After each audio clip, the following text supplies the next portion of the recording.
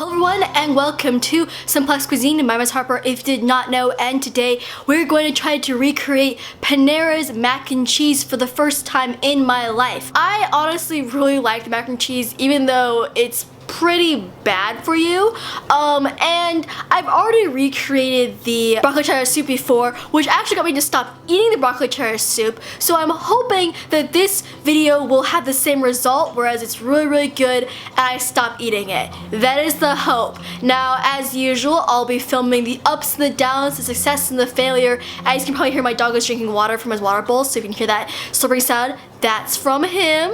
But more or less, we're gonna see, if this copycat recipe actually tastes like Panera / Bread Co.'s white cheddar mac and cheese. With that being said, let us begin. Okay, so first things first, we have to rinse off the uncooked medium shell pasta with cold water. It's more or less cold.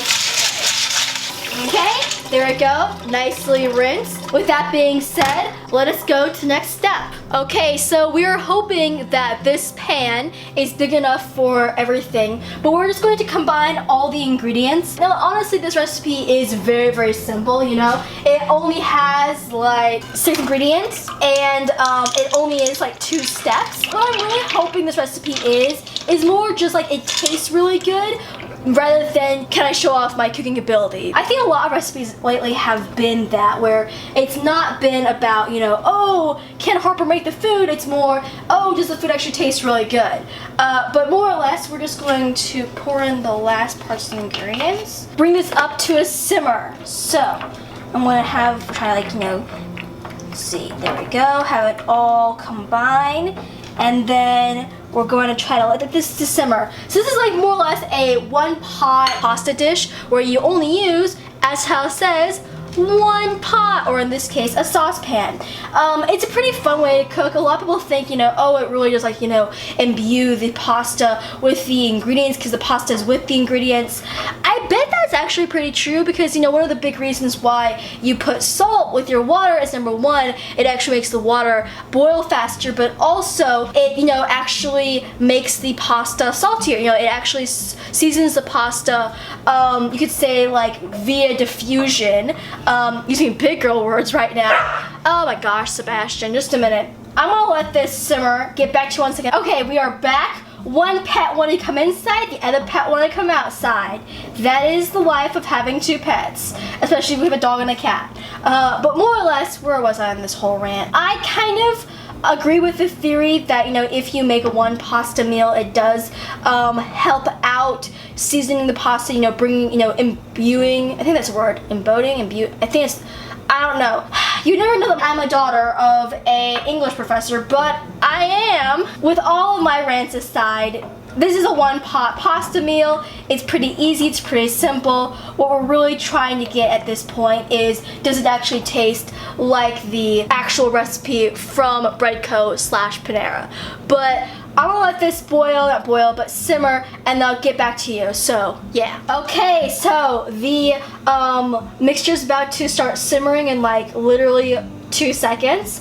So, yep, there we go. So we're gonna go on the next step, which is, let's see, reducing, I wanna let it actually simmer, because it's like almost simmering, so we're gonna get it to actually simmer. So more or less, we're gonna reduce the heat. I'll be stirring this continuously, more or less, for around, this is 15-20 minutes. I'm gonna say 15, then I'll get back to you, and then if it's not cooked yet, I'll go for the next 5 minutes. I'll probably just, fast forward this part where I'm letting it cook.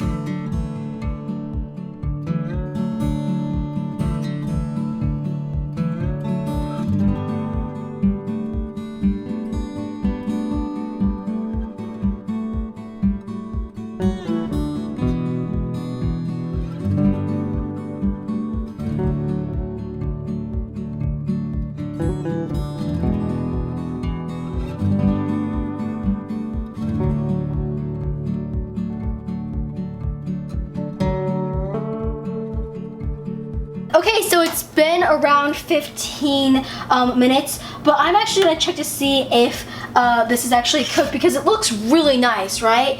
But I'm a little worried that it's not actually cooked all the way. Okay, I think it's okay.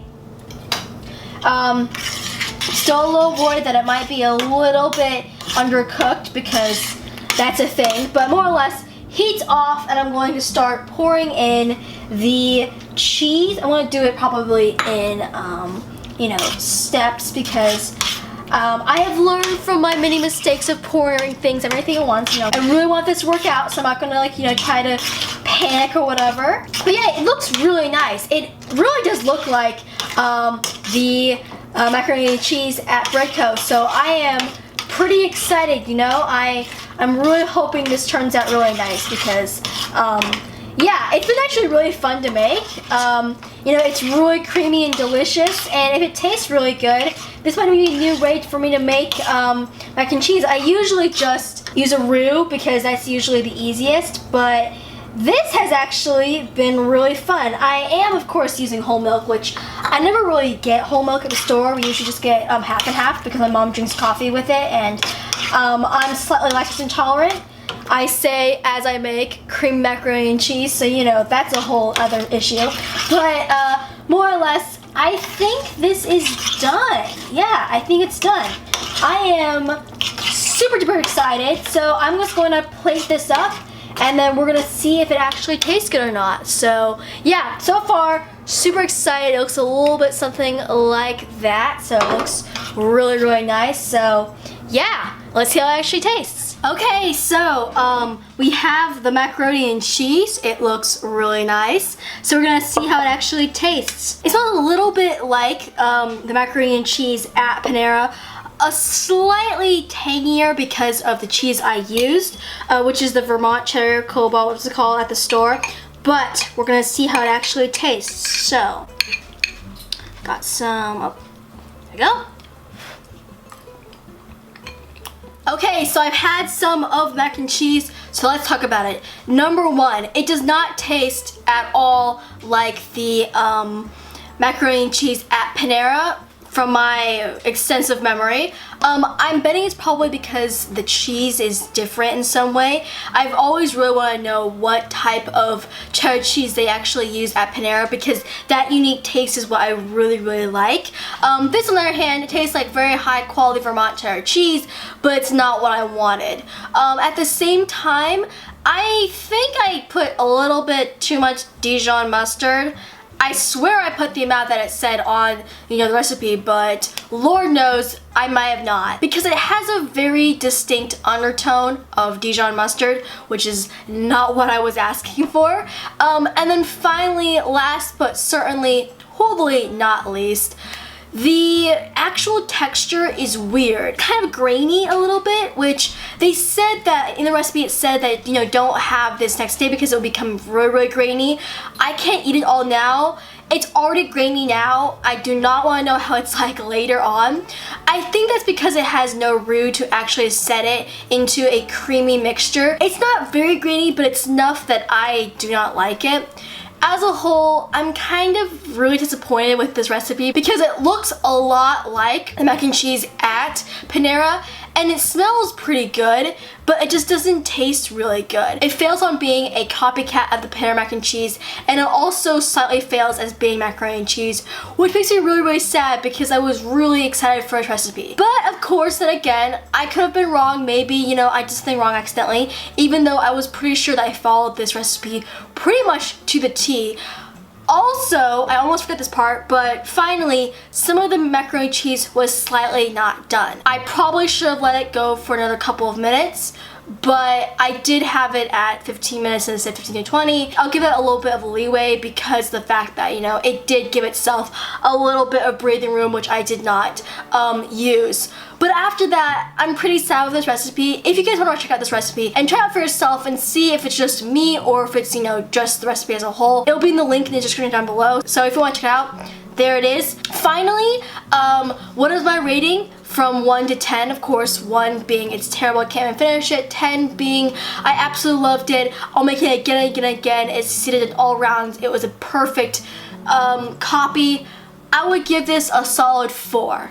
It was slightly below average, which really pains me to say, and I'm pretty sure that this will not make me not stop eating macaroni and cheese from Panera, so it also fails in that account too. But more or less, with that being said, that is the end of the video. So of course, if you like this video, click like. If you want to see more from watch, just subscribe. I hope you're amazing day. I will see you next time, and as usual, goodbye.